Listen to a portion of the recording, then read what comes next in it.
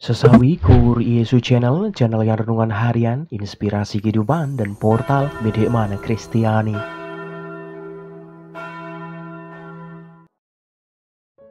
Damai sejahtera beserta kita.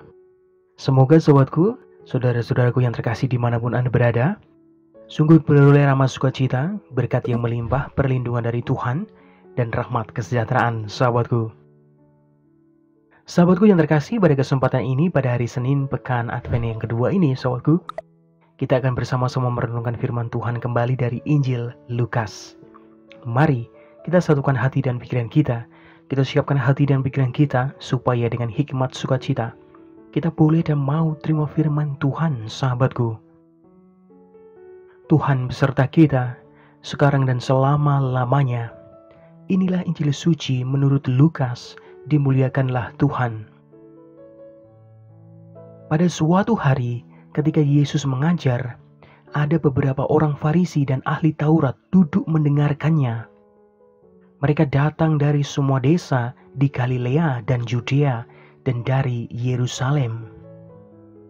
Kuasa Tuhan menyertai dia sehingga ia dapat menyembuhkan orang sakit. Lalu datanglah beberapa orang mengusung seorang lumpuh di atas tempat tidur. Mereka berusaha membawa dia masuk dan meletakkannya di hadapan Yesus.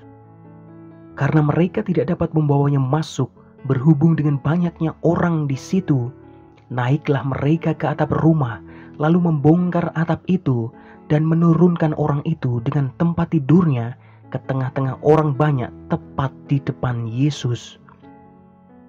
Ketika Yesus melihat iman mereka, berkatalah ia, "Hai saudara, dosamu sudah diampuni." Tetapi ahli-ahli Taurat dan orang-orang Farisi berpikir dalam hatinya, "Siapakah orang yang menghujat Allah ini? Siapakah yang dapat mengampuni dosa selain daripada Allah sendiri?" Akan tetapi Yesus mengetahui pikiran mereka, lalu berkata kepada mereka, "Apakah yang kamu pikirkan dalam hatimu? Manakah lebih mudah mengatakan, 'Dosamu sudah diampuni,' atau mengatakan, 'Bangunlah dan berjalanlah'? Tetapi supaya kamu tahu bahwa di dunia ini anak manusia berkuasa mengampuni dosa, berkatalah ia kepada orang lumpuh itu, 'Kepadamu kukatakan, bangunlah, angkatlah tempat tidurmu dan pulanglah ke rumahmu.' Dan seketika itu juga bangunlah dia di depan mereka, lalu mengangkat tempat tidurnya dan pulang ke rumahnya sambil memuliakan Allah. Semua orang itu takjub lalu memuliakan Allah, dan mereka sangat takut. Katanya, "Hari ini kami telah menyaksikan hal-hal yang sangat mengherankan." Demikianlah sabda Tuhan. Terpujilah Kristus.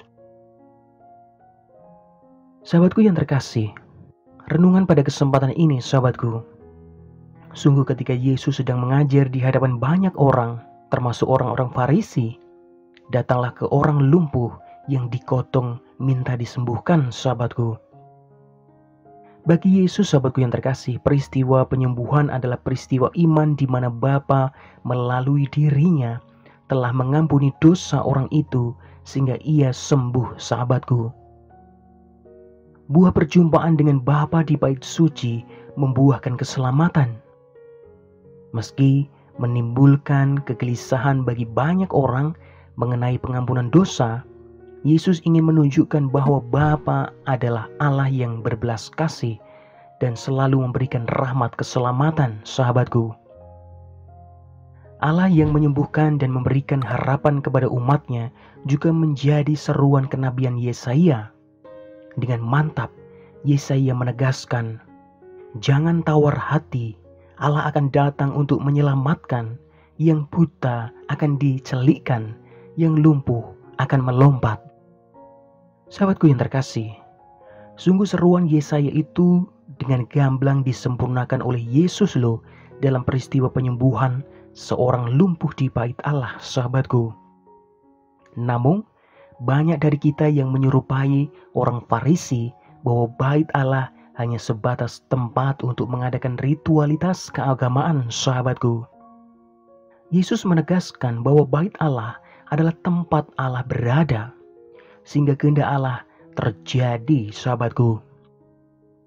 Salah satu kehendak Allah adalah kasih dan pengharapan, pembebasan dari yang jahat, dan penyembuhan dari dosa dan penyakit, sahabatku.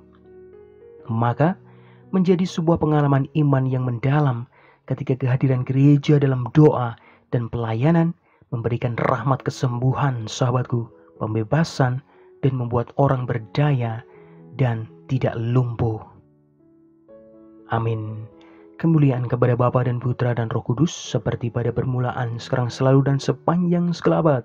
Terpujilah nama Yesus, Maria, dan Santo Yosef, untuk sekarang dan selama-lamanya. Amin. Mari sahabatku, kita tutup renungan singkat ini. Kita satukan dengan doa. Marilah berdoa. Dalam nama Bapa dan Putra dan Roh Kudus. Amin. Bapa yang berbelas kasih, ajarlah kami untuk senantiasa mewujudkan doa-doa kami dalam pelayanan dan perhatian demi keselamatan sesama.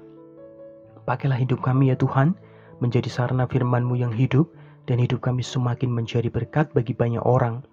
Biarlah yang terjadi dalam hidup kami ya Tuhan, terjadi seturut kehendak-Mu. Amin.